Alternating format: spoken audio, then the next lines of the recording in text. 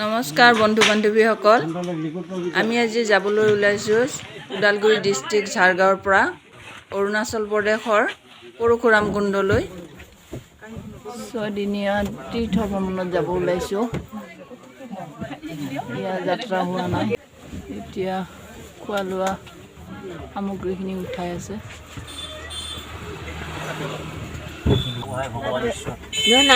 বাহিৰতো যথেষ্ট মানুহে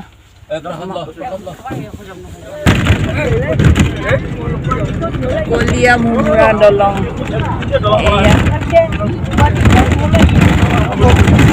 গৈ আছোঁ আৰু দলংখন উপভোগ কৰি গৈ আছোঁ। এতিয়া কাজিৰঙাখন পাৰ হ'লোঁ 4:40। ঢেকীয়াখোৱা বৰনামঘৰ দিশে গৈ আছোঁ।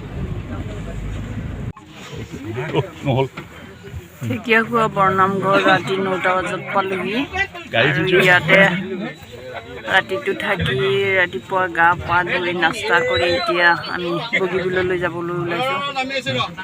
গোটেইখিনি মানুহে ইয়াতে গা পা ধুই ল'লে আৰু এতিয়া আমাৰ ৰাতিটো জ্বলাই থোৱাৰ কাৰণে গাড়ীখনৰ চাৰ্জটো কমি থাকিলে আৰু এতিয়া মতা মানুহখিনিয়ে খেলিব গৈছে।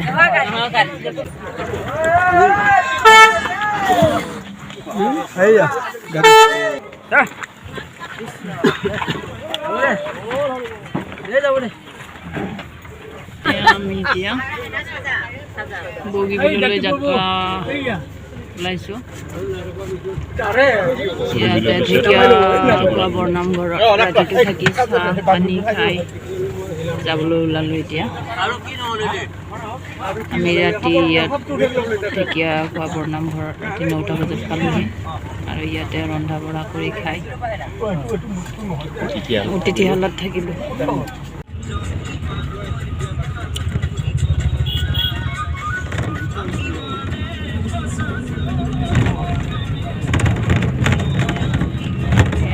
মৰাণ পাইছোঁ এতিয়া।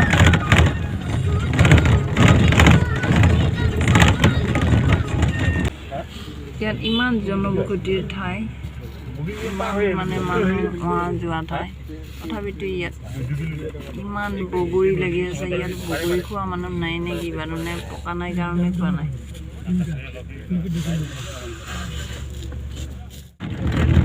এয়া আমি বগীবিল দলঙত গৈছিলোঁ।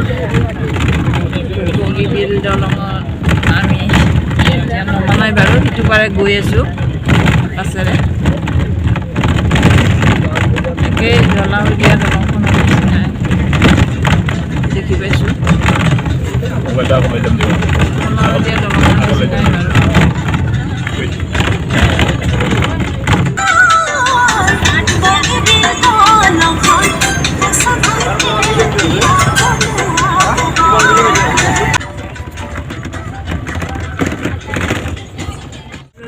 য'তে বগৰী আৰু বগৰী ভৰি ভৰি লাগি আছে, কিন্তু খোৱা নাই, কোনো খোৱা নাই, পকি আছে। এইয়া বগীবিল দলং কিমান দীঘলীয়া আপোনালোকে দেখিব পাৰিছেনে?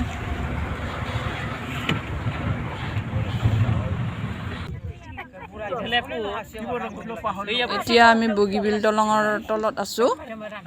খানা পিনা বনাই আছে, আমি বগৰী খাই আছোঁ।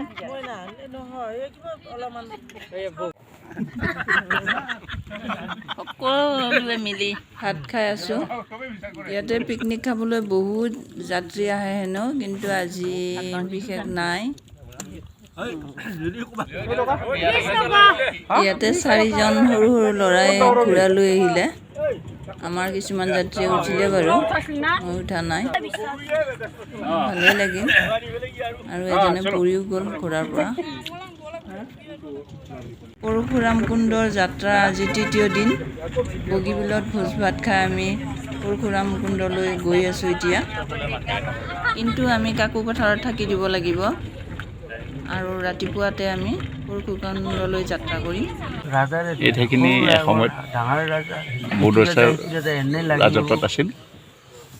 আকৌ তাৰখানৰ ৰাজ্য কৰি এজনে ঠাইখিনিৰ নাম এতিয়া বৰ্তমান নাম চাই এই ঠাইখিনিৰ বিষয়ে নাটক লিখিছিল আৰু ইয়াত আমাৰ অভিনেতা অভিনেত্ৰীসকলো আছে এই গাড়ীখনতে এইবিলাক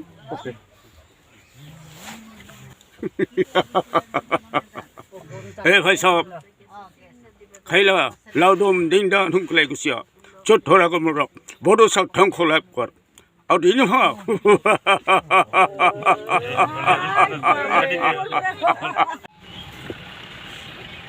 এটি সৌভাগ্যৰ কথা এসময়ত এই ঠাইখনক লৈ আমাৰ অঞ্চলৰ এজন বিশিষ্ট নাট্যকাৰ ৰামেশ্বৰ শৰ্মাদেৱে এখন নাটক ৰচনা কৰিছিল নাটকখনৰ নাম হৈছে জনতা জয় এই ঠাইখনক লৈ গৈছিল যেতিয়া চুকাফাই অসম ৰাজত্ব কৰিছিল তেতিয়া এই ঠাইখনত বড়োচা নামৰ এজন লোকে স্বাধীন ৰাজ্য ঘোষণা কৰিছিল সেই সময়ৰ সেই নাটকখনত অভিনয় কৰা বহু অভিনেতা অভিনেত্ৰী আমাৰ আজিৰ এই ভ্ৰমণৰ বাছখনত আছে পিছলৈকে আপোনালোকক আমি চিনাকি কৰাই দিম বাৰু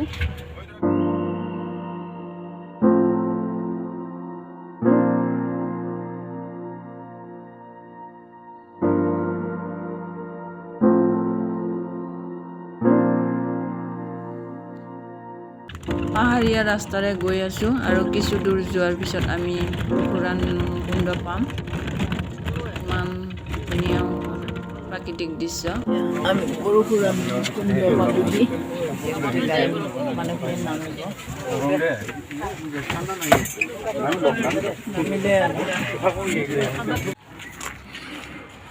এয়া ওপৰত উঠি গৈ আছোঁ গা ধুব গৈ আছোঁ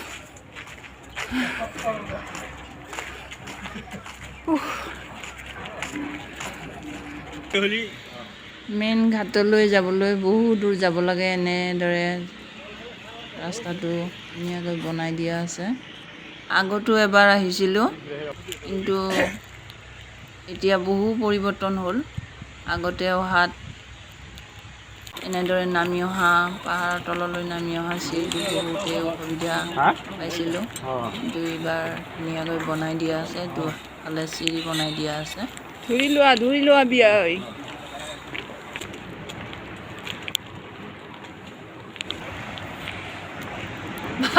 কি ধুনীয়া মজা লাগিছে দেই বাপৰে বাপ আৰু নাম যাব আছে তালৈ যাব লাগিব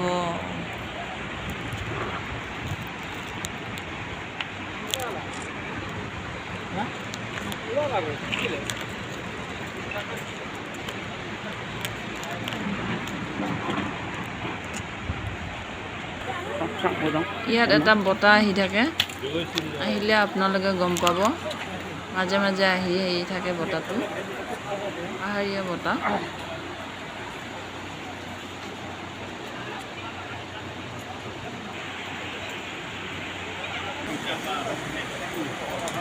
10 বছৰ আগতে আমি এই পৰশুৰাম কুণ্ডলৈ আহিছিলোঁ এতিয়া এইবিলাক সুবিধা নাছিলে এতিয়া বহুত সুবিধা কৰি দিলে সেফটিৰ কাৰণে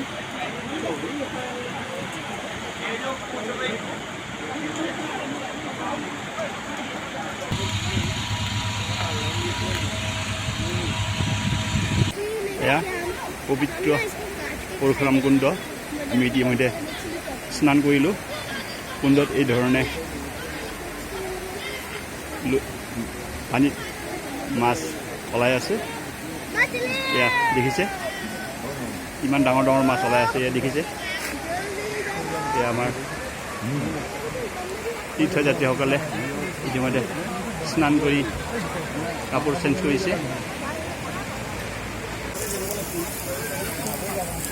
থাপনা ইয়াত চাকি বন্তি দিব পাৰি চাকি বন্তি দিলে ইয়াত বাবা এজন আছে এইফালে এই দলংখনেৰে চাইনালৈকে যোৱা ৰোড আছে ইয়াৰ পৰা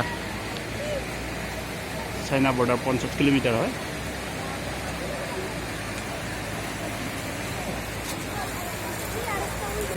মানুহ আহি আছে, অগণন মানুহ, অগণন লোক বহুত আছে, বহুত ওপৰলৈকে উঠিব লাগে, বহুত ওপৰলৈকে যাওঁতে উঠি যাব লাগে, নামি আহোঁতে বহুত ওপৰৰ পৰা নামি আহিব লাগে, উঠিব লাগে, উঠি আকৌ নামি আহিব লাগে। পৰিৱেশটো চাব, ভাল লাগিল আজি। খন্তেক আগতে স্নান কৰি আহিলোঁ, স্নান কৰি আহি এতিয়া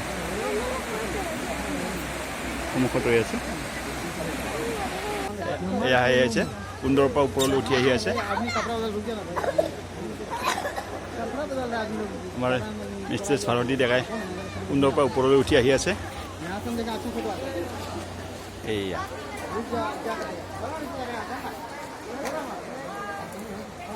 আহি আছে, আমাৰ পাইলট দুটি।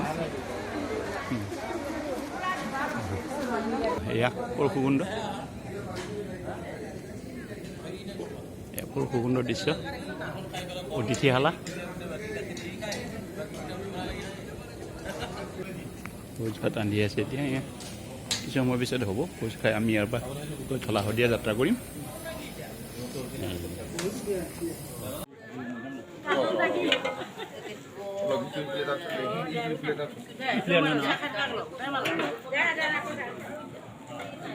আজিৰ খানাটোত বিশেষ নাই, দাইল আৰু চব্জি কাটি থৈ দিয়া আছে, চব্জি বনাব, দাইলত বিলাহী দিয়া আছে, তেনেকৈ আজি খানাটো হ'ব।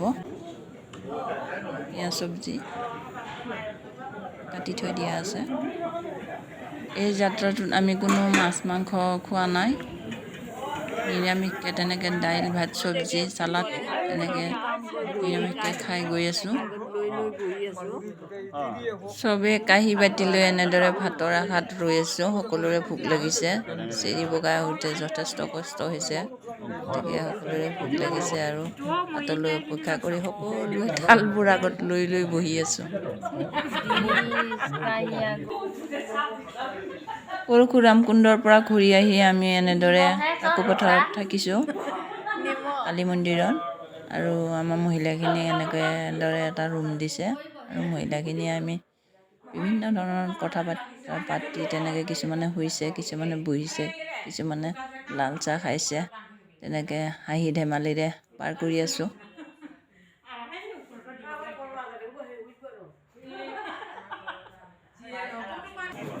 মতা মানুহখিনি ইয়াতে আছে আৰু সন্মুখৰ ছাইডত অকণমান ঠাই আছে, সেইখিনিত খানা বনাই আছে। আৰু পৰশুৰাম কুণ্ডৰ পৰা আহি আচলতে আমি ভাত খোৱা নাই, তাতে যিহেতু পৰশুৰাম কুণ্ডতে আমাৰ খোৱাত দেৰি হৈছে, ইয়াতে কোনো খোৱা নাই। আৰু ইয়াতে লাল চাহ বনাইছে আৰু তেনেদৰে খাই শুই পৰিছোঁ।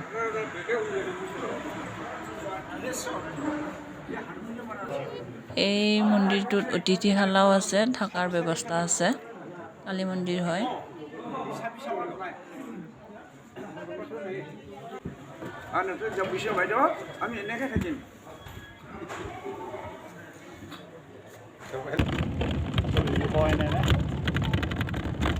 পৰশুৰাম কুণ্ডলৈ যোৱাৰ যাত্ৰা আমাৰ ইমানতে শেষ হ'ল, আৰু আমি এতিয়া বেলেগ বেলেগ ঠাইলৈ যাম, সেইটো আপোনালোকক দেখুৱাম, বেলেগ এটা পাৰ্ট।